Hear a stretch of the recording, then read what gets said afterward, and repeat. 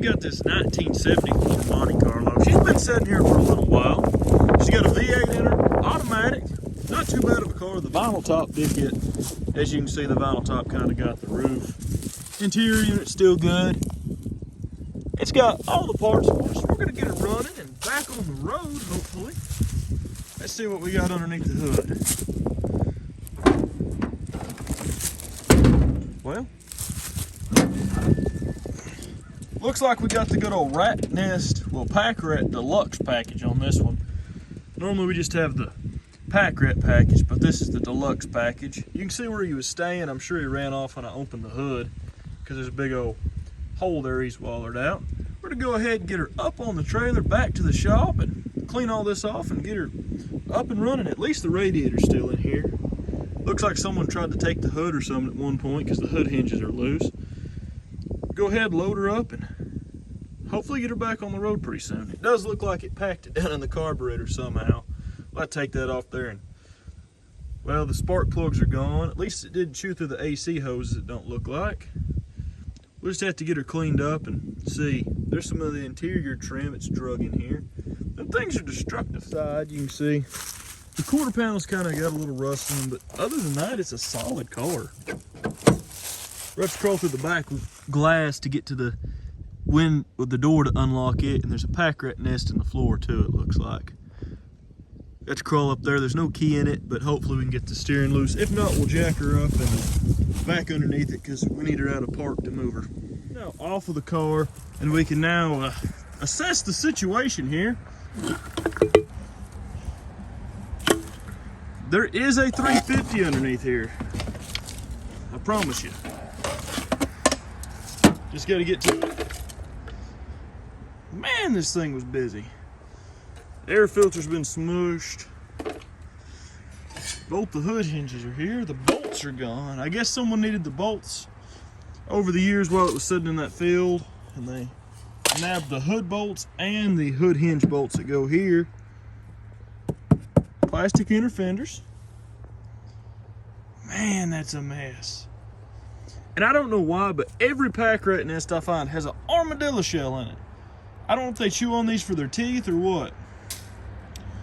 We're gonna grab some gloves because he's drug all them blackberry bushes and stuff in here and clean this out, and hopefully the motor's not locked up, hopefully. Maybe a shot back a little better. Oh yeah, that's what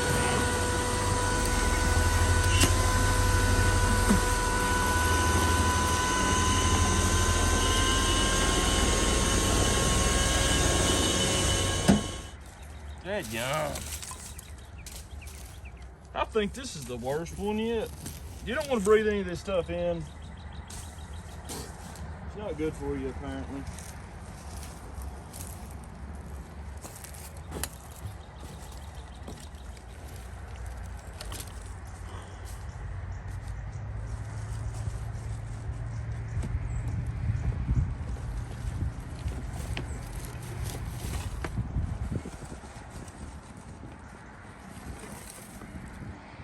Pack rat out of this for about 2 hours, so some of it, well, most of it's left where we can't reach our hands into, and that shop vac will not pull it loose because it's packed in there so tight. I'm gonna pressure wash all this out, and then the rat chewed all of the wires off of this thing. I mean, all of them.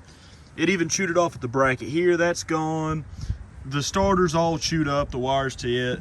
We're just gonna pressure wash her, let her dry for a minute or two, jack her up, run some wires, and make sure the motor ain't locked up. Because if this rat that was living in this car did an absolute number on the wiring, it's one of the worst ones we've had in a while. Everything has been chewed, and I mean everything. Underneath the dash, it chewed a bunch of stuff. We did hook into the starter wire there, and we're just gonna jump it and see if the starter works. I don't think the motor's gonna be locked up, but you never know with it sitting like that with all that rat nest on it. Moment of truth here. See if we have crankage. Oh, there we go. We have crankage.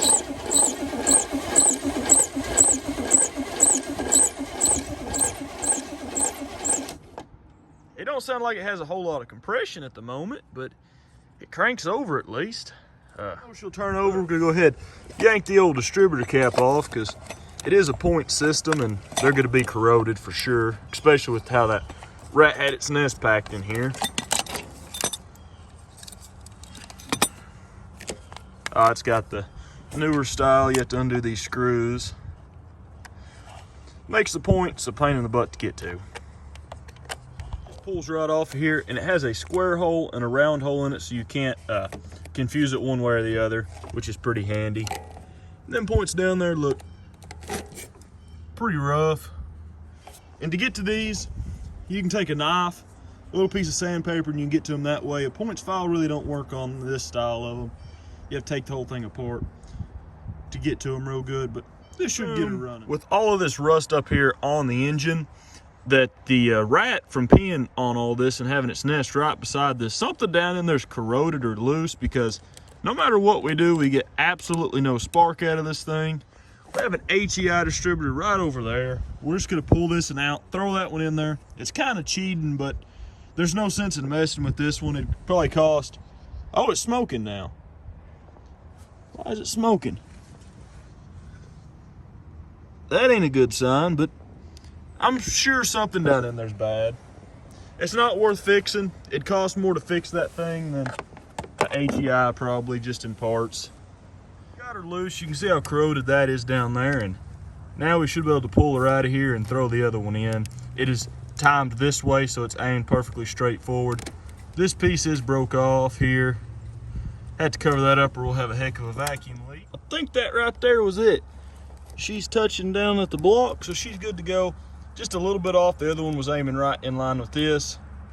Not enough to mess anything up. We'll tighten her down, throw that cap on there, and get the wires in order, and she should fire off. This is a full charge battery. That starter's just weak. Even if we're out of time, we should be able to turn it enough to get her to hit, you'd think.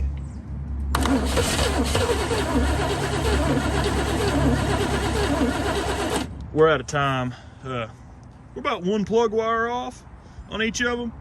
We'll change that one plug wire hole, so we should fire right off if we're lucky. Try not to spill that high-dollar gasoline everywhere. Come on, there we go. Well, she's blowing out some rat nest. She ain't doing too bad. We'll give her some more go-go juice here.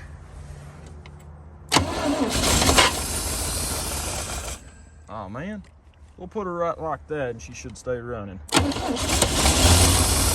we go.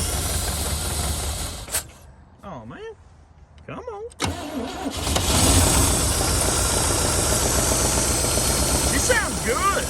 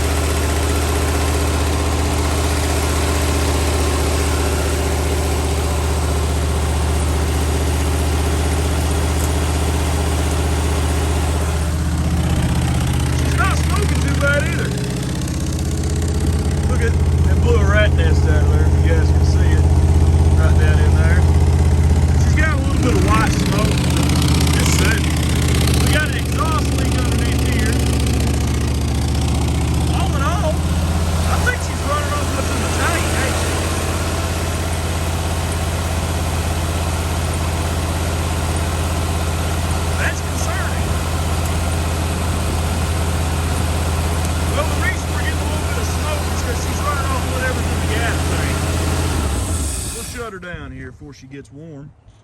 Well, she runs everywhere.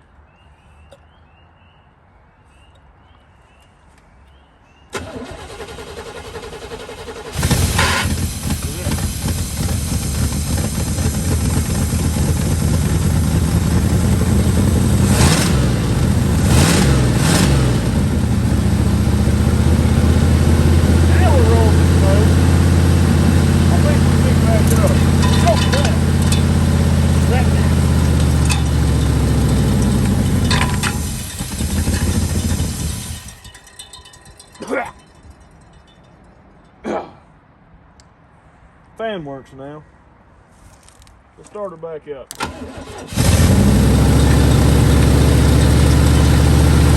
running a little low on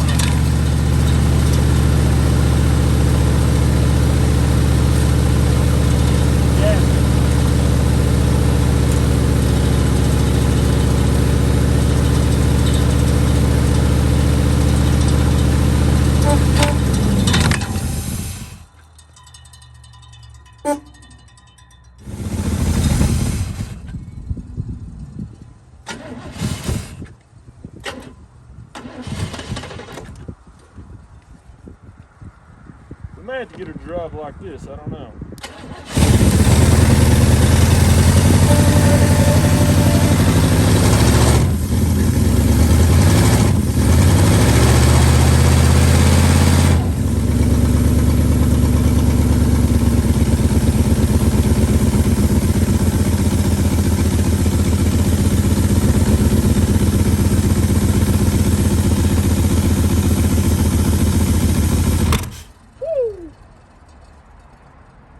Well, she moves.